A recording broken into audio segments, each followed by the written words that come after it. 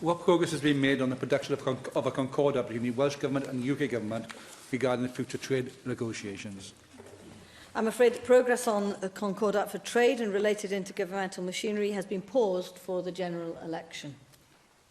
Well, that's a very disappointing situation, Minister, because clearly we fully understand that the UK Government seems to think that trade negotiations are a reserved matter and no involvement of devolved nations will be taking place in those negotiations.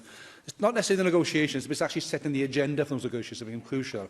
And I think it's important that Welsh Government must have an input somewhere at that stage, because we know the implementation of trade negotiations will be, the evolved competencies will be here. Everyone talks about the National Health Service and the implications of a UK-US trade deal on the National Health Service, but there are many other trade negotiations going on. The Korean one, we maybe want to look at the human rights situations regarding the nations we want to have a trade agreement with, because whether that is appropriate depending on their human rights status and experience. So what is the Welsh Government doing to actually influence any future trade negotiations and to be in at the early stages to set the mandates for the negotiations so that Wales can get the benefits of the negotiations, but also we see the Welsh Government's interests put into any trade negotiation as well? Well, we've been very clear with the UK Government that it's imperative that we are a part of any trade negotiations. And the Secretary of State has agreed to establish a joint ministerial forum on trade. The problem is that every time we get going here, there's a shift and a change in terms of personnel. And so we develop these relationships with the relevant minister. We get a long way down the line, and then we've had a new Prime Minister, now we've got a general election, so we have to start all over again. And it's a really, really frustrating situation.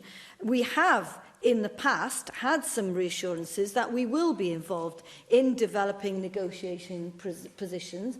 There is, I think, a recognition that we have to be involved in areas where we have devolved responsibility. Otherwise, they'll be signing trade deals and we'll be responsible for the implementation for trade deals that we may not agree with. And certainly if it comes to the NHS, for example, we are absolutely clear that we do not want American pharmaceutical companies having access to our markets. So I think it's essential that the first thing after the general election, we will be pressing for further progress.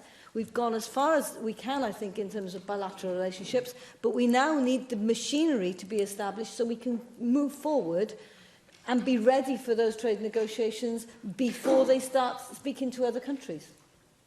Minister.